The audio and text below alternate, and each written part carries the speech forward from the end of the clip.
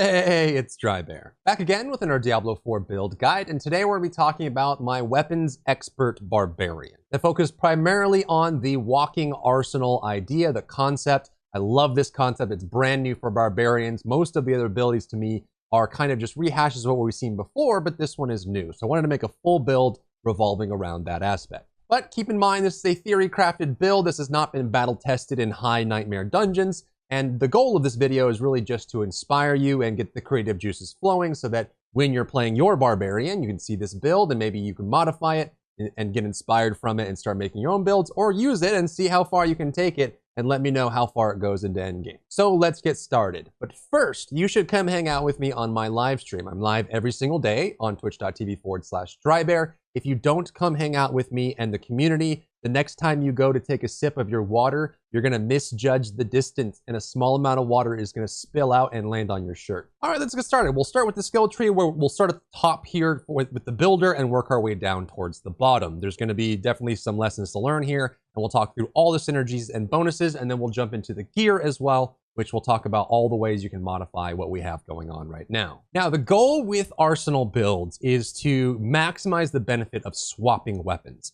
We're gonna get tons of bonuses from swapping between different weapons. Our passive, our ultimate passive, our key passive focuses on this. When we deal damage with each weapon type, two-hand bludgeoning, two-hand slashing, and dual wield, we get 10% increased damage. All of those stack, and then there's an additional 15% that we get when all three are active. So we wanna basically every 6 seconds be cycling through all three of our weapon types. We can also get Fury for swaps. Our Paragon board does the same thing. We get bonuses for that as well. So there's lots of really cool things going on. But the goal is to make that swap. And we're gonna accomplish that by having 3 different weapon abilities that we're gonna force to have 3 different weapon types. If you didn't know, on Barbarian, you can right click on your abilities in game and you can tell them what weapon you want to use. By default, they will automatically choose what they think is going to be the best. There's some back-end calculation that happens that decides which weapon would be the biggest benefit or might do the most damage, and it'll automatically calculate. But you can force it, say, I want you to always use this kind of weapon. So we're gonna start with our builder Bash. This one,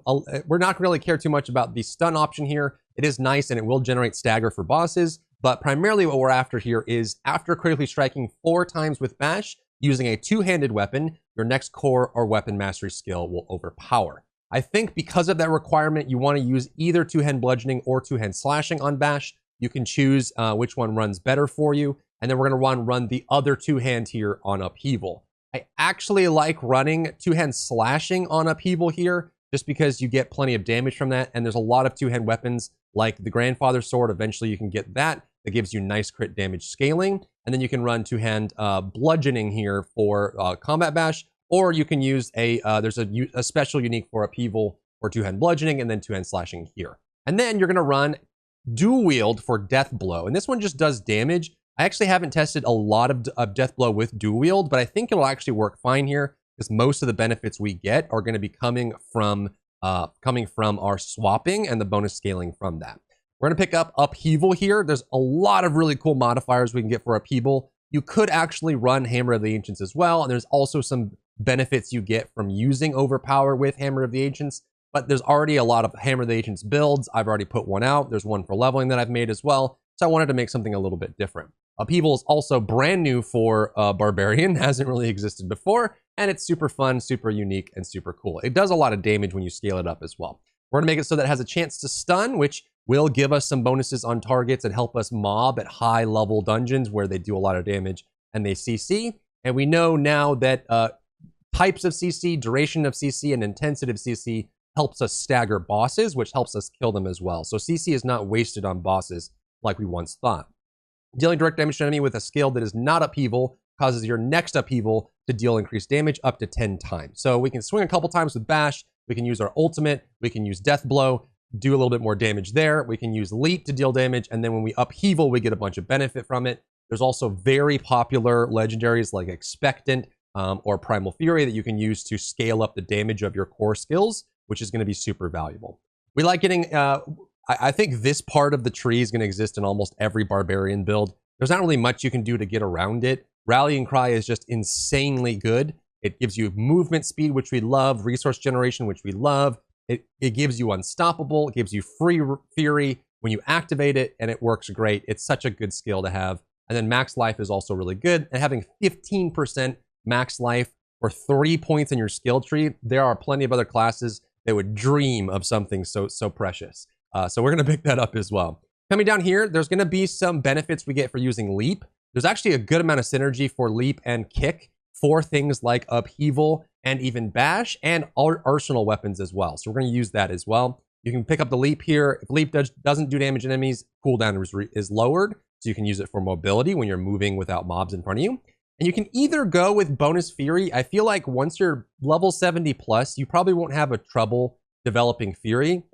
But I think there's actually some benefit here for gaining slow, because we do have bonuses where you have crit chance against slowed enemies. Again, we know it'll help apply stagger. We get bonuses from that. And there's other things that go along with that as well. Plus, it helps group mobs up and gives us some more bonus as well. But you could run extra fury if you wanted. Another option here is going to be swiftness. Easy 12% movement speed. We love this. And anytime you have any shouts, consider running booming voice. But I think you don't really need these, and I'd rather get more of the arsenal passives for this build specifically. Coming down to Death Blow, one of my favorite barbarian abilities. You could also run Steel Grasp. The problem with not having a third weapon ability is that it's going to be very difficult to manage Walking Arsenal. You technically can get Iron Maelstrom to trigger all of the swaps and get that bonus, but without this, it's going to be pretty hard just to get that extra little swap in there. So we run Death Blow, we put points into it, it scales really well. We can make it do double damage to bosses and give us Fury. If you don't need the Fury, you can gain Berserking. Even if you don't have modifiers for Berserking, it is a damage scaler. The damage itself isn't contextual, so it's not like, you know, adding Berserking is going to be as good as critical strike damage, or adding Invulnerable, but it is a damage option, an additive damage option you can put into the build as well. All of these are really good for us. Deal increased damage to close enemies, gain damage reduction to distant enemies. We love that.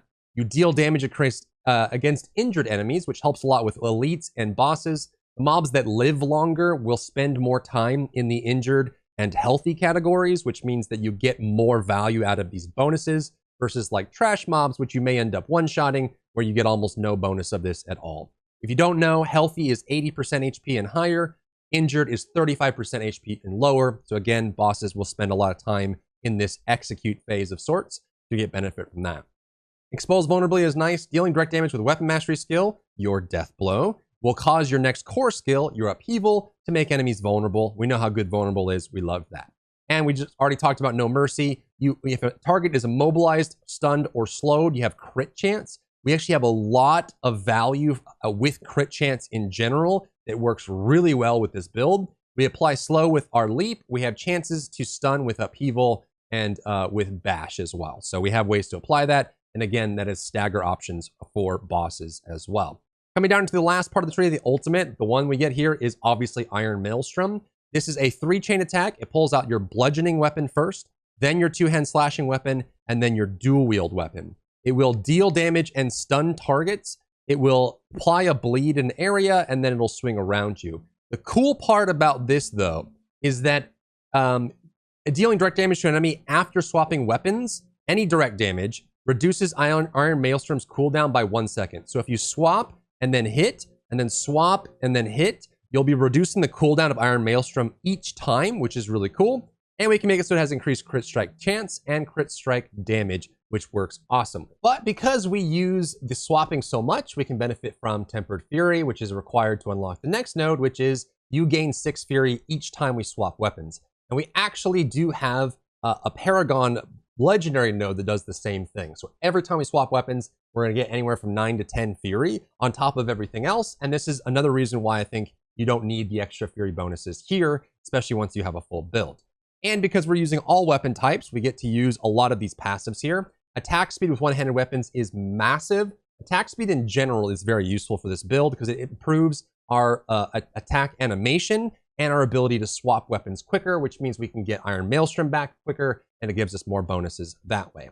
We like crit damage on two-handed weapons. That's 2 out of the 3 of our weapons. We like having overpower damage with two-handed weapons, which we know works really well. And when we are using bludgeoning weapons, the skills that use them, deal increased damage if the enemy is stunned or vulnerable. They should be vulnerable most of the time. And then, of course, when we stagger bosses, they'll be counted as stunned. And then for normal mobs, we'll get some stuns on them as well. Then obviously we pick up Walking Arsenal as our key passive. Now let's talk about the gear for this build. There's going to be a lot of options here, but these are some of the ones that you want to think about for this.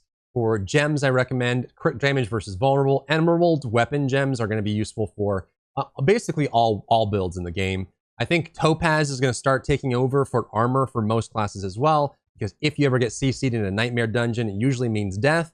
The damage reduction helps a lot. And anytime you're in melee range, I recommend running Skull for armor. And if you're at range, I recommend running resistances, because those are just what you're going to get hit by the most.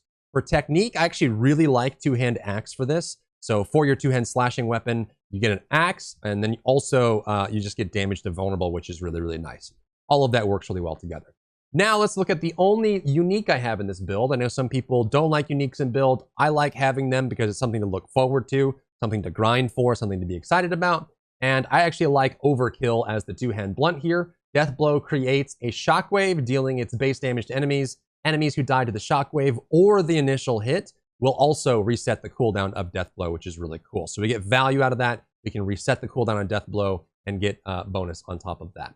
Now let's look at the guaranteed legendaries that you're going to see in most builds. I think almost every build for endgame is going to run some combination of aspect of disobedience for the armor, aspect of might for the damage reduction, and then aspect of the protector as well, and then maybe even the barrier aspect that gets bonus on that. All of those work really well. You need to have some amount of defense. At least half your build needs to be respectable defense. So if you're going to be pushing the higher content anyway. Aspect of Ancestral Echoes is an awesome legendary. This is a lucky hit chance that when you damage enemies with Leap or Upheaval, 2 of our 6 skills, it has a chance to summon an Ancient to perform the same skill. That Ancient will perform Upheaval, which is really huge, or Leap, and you'll get benefits for that as well, which is really nice. Tempering Blows is pretty cool. After swapping weapons 6 times, you gain Fortify. You can probably swap this out if you feel like the Fortify is not there, but I think that this works really well with Earth Striker's aspect to work into the overpowered damage. But the jury's still out on whether Overpower is going to be super viable for way late game, but I think that at least trying to get this in there is going to be really cool. Earth Striker's aspect on Ring means that after swapping weapons 10 times, your next attack will guaranteed overpower. If you're watching your stacks, you can actually make sure this lands on Death Blow or Upheaval for massive, massive damage. And it will apply to the Shockwave if you do Death Blow as well, which is really cool. There's also a unique that you can get that makes Upheaval burn, which is nice. I don't think it works as well with this build. It's more for a full Upheaval build, but I do like having Overkill in the build in general. Yes, Luckbringer aspect is also nice. You gain lucky hit chance when all damage bonuses from Walking Arsenal key passive are active. That means that we're gonna be able to get the passive here. Where was it? Ancestral Echoes, lucky hit to spawn the Ancient that comes from it. We can also get bonuses of applying Vulnerable and other lucky hit procs. This is the only build that can run Luckbringer because you need all 3 passives from Walking Arsenal to get this benefit. But 20% increased lucky hit chance is actually pretty substantial. Rapid aspect I like a lot. Anytime you're using these builds, attack speed works great. This will apply to Bash. It means that you can cycle through Bash faster, get your guaranteed overpower, proc your stun either as a stagger on bosses or stunning targets that can be stunned. And then Edge Master aspect I like a lot as well. Skills deal up to increased damage based on how much Fury you have when you spend. So if you do that with some modifiers like you have with Upheaval, dealing damage without Upheaval, so different abilities besides Upheaval increases the damage scaling. Edge Master and scales that up even more, so you can get to full Fury, spend for Upheaval, get to full Fury, spend for Death Blow, that sort of thing, and get some good value there. So we like that overall. Encroaching Wrath also works. After spending 100 Fury, your next weapon mastery skill deals increased damage. This is for your Death Blow, which also has a Shockwave. Limitless Rage means that each point of Fury you generate while at maximum increases your next core skill, so we get to High Fury. Anything we generate over that, especially if we get to High Fury, and then we Rallying Cry and then Leap, if you're running the energy or the Fury bonus on that, you can get that way over your max Fury and get some damage on that as well. And then Accelerating is super nice. Critical strikes with core skills increase your attack speed by 25%. Attack speed in general, if you get global attack speed for this build, it's huge because you can swap weapons faster and easier. So that is the skill tree, that is the gear, and then I have a first pass at a Paragon board for you. Your best board is going to be Weapons Master. You're going to get a lot of value out of that. Decimator's pretty decent as well, and there's some synergies with Flawless Technique and Bone Breaker, but these are going to be your two primary boards. This is a first pass. This will generally just have good synergy with the build, but I'm not claiming this is perfect. This probably will need modifiers once I get to play the build and tweak it and improve it, that sort of thing. For glyphs, I like running Cleaver here, damage while wielding an axe. You can put the axe on Upheaval, get bonus damage, bonus crit strike damage, gives you more damage overall. The legendary node, Weapons Master, means that every time you swap weapons, you gain 3 Fury, so 9 every time you swap weapons, which can be quite often.